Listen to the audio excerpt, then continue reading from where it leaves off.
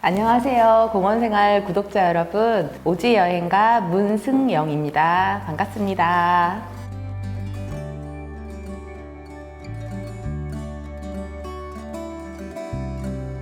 히말라야 횡단 트레일은 이제 영어로 그레이트 히말라야 트레일이라고 하거든요. 그래서 약자로는 GHT라고 하는데요. 이건 동서로 뻗어 있는 히말라야 산맥을 가능한 가장 높은 고도를 통과해서 이제 걷는 그런 트레킹 루트예요. 그래서 이게 길이가 1,700km 정도 되는데요.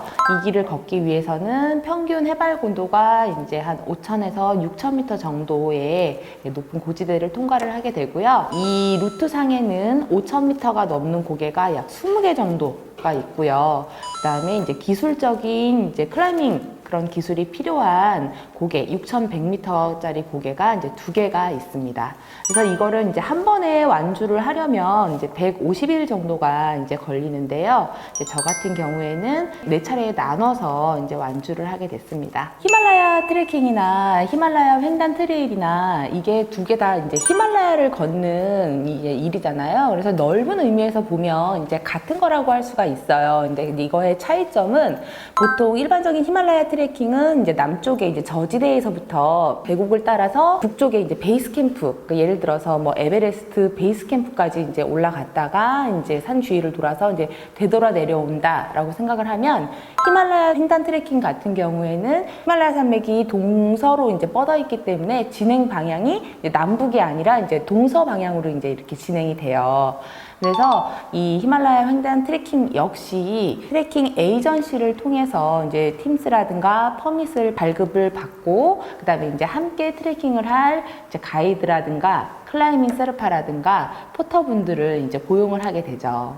하이루트 같은 경우에는 이제 높고 험한 고개가 많아서 이제 극한의 루트라고 불리는데요. 뭐 5,000m, 6,000m의 이제 이 고갯길을 계속 연속적으로 넘나들어야 되기 때문에 굉장히 좀 어려운 이제 코스라고 할 수가 있고, 반면 이 문화 경로라고 불리는 이제 로우 루트가 있어요. 근데 이 경우에는 이제 해발고도 2,000에서 3,000m 정도의 이제 중산간 지대를 이제 통과하는 루트로서 굉장히 많은 이제 네팔의 이제 마을들을 지나게 되거든요. 그래서 이제 트레커들이 그 마을들을 지나면서 현지의 이런 문화를 체험을 할 수가 있는데요. 대부분의 이제 히말라야 횡단을 시도하는 트레커들은 이 하이루트를 통해서 횡단을 이제 시도를 하는데 자기의 체력이라든가 뭐 아니면 시간적인 문제, 날씨 같은 이제 이런 문제가 생겼을 경우에 일부 구간은 이 로우 루트로 이제 문화 경로를 통해서 이제 우회를 하기도 하죠. GHT 같은 경우에는 이제 숲이 무성한 이제 우림, 그다음에 이제 뭐 빙하지대, 끝없는 설원, 그다음에 아무것도 없는 이 불모의 황무지까지 굉장히 그 다양한 곳을 이제 통과를 하게 되는데요. 그리고 또 이제 뭐 이따금씩 또 마을을 만나기도 하고, 그래서 현지 문화도 또 접하기도 하기 때문에 이 트레킹을 하면서 즐길 수 있는 모든 것들을 그곳에서 접할 수가 있어요. 그래서 그런 이유 때문에 이 GHT를 최고이자 최후의 트레킹의 꽃이라고 부르는 것 같습니다. 마칼루 지역에서 에베레스트 지역으로 넘어갔던 곳이 저한테는 가장 기억에 많이 남아요. 사실 이제 그 지역 같은 경우에는 결혼하기 전에 이제 혼자서 가고 싶었었던 구간인데 워낙 이제 험하고 그런 곳이다 보니까 이제 트레킹 에이전시도 그렇고 주변 지인들이 다 말리더라고요. 그래서 사실 저도 그때는 또 용기도 부족했고 해서 이제 어쩔 수 없이 이제 포기를 했었는데, 이제 마음속으로는 내가 언젠간 저기를 꼭 가겠다, 이제 그런 마음을 가지고 있었죠.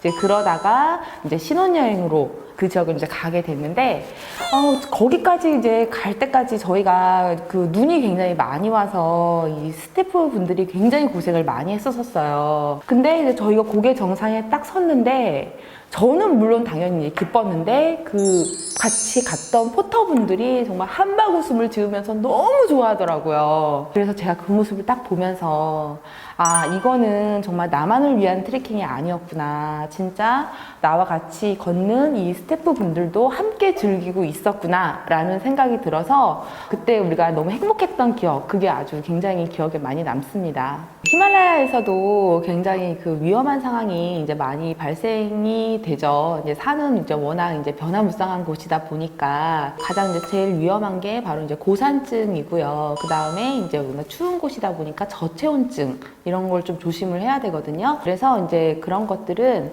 내가 이제 보온 의류를 잘 준비를 한다던가 이제 컨디션 조절을 통해서 이제 예방이 가능한데요. 이제 가장 중요한 건 제가 그 히말라야를 찾는 분들에게 가장 당부드리고 싶은 거는 반드시 현지 가이드를 고용하시라는 거. 그분들은 그 현지 사정이 굉장히 밝기 때문에 이런 상황에서는 어떻게 대처를 해야 되는지, 운행을 해야 되는지 말아야 되는지를 굉장히 잘 알고 계세요. 그래서 그분들과 함께 동행을 해서 그분들의 얘기를 이제 조언을 다 귀 기울여 듣는다면 충분히 막을 수가 있고요. 저희 같은 경우에는 이제 그때 눈이 굉장히 많이 온 상태에서 이제 포터가 이제 선글라스가 없는 바람에 이 포터가 이제 설맹에 걸리는 일이 있었거든요. 이제 이런 경우에는 사실 그것도 어떻게 보면 제 실수인데 이제 함께하는 사람이 이 사람이 부족한 장비가 없는지 네, 잘 체크를 해서 빌려줄 수 있으면 빌려주고 해서 네, 그런 사고를 이제 막는 게 좋죠.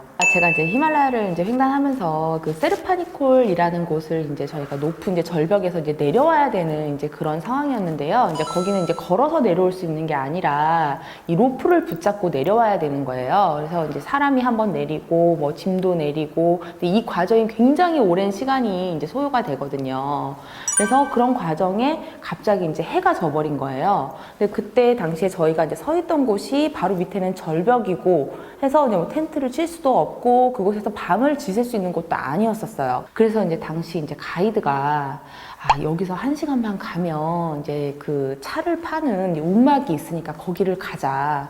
그래서 얼른 가자. 그래서 쫓아서 갔죠. 갔는데 이게 가도 그 사람이 얘기한 장소가 나오지가 않는 거예요. 근데 거기다가 또 엎친 데 덮친 격으로 이 가이드가 이제 체력이 다 소진이 돼서 이제 자꾸 이제 넘어지는 상황이었었죠. 우리가 이제 어떻게든 이제 길을 찾으려고 이제 계속 가다 봤는데 정신을 차려 보니까 처음 출발했던 그 자리에 저희가 딱 서 있더라고요.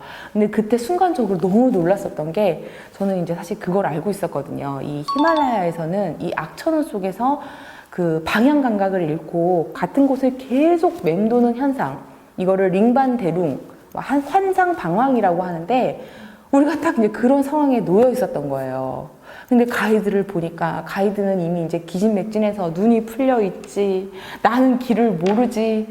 정말 그때를 생각하면 제가 어떻게 여기 와서 지금 이런 얘기를 하고 있나 싶을 정도로 정말 너무 막막한 상황이었었는데요.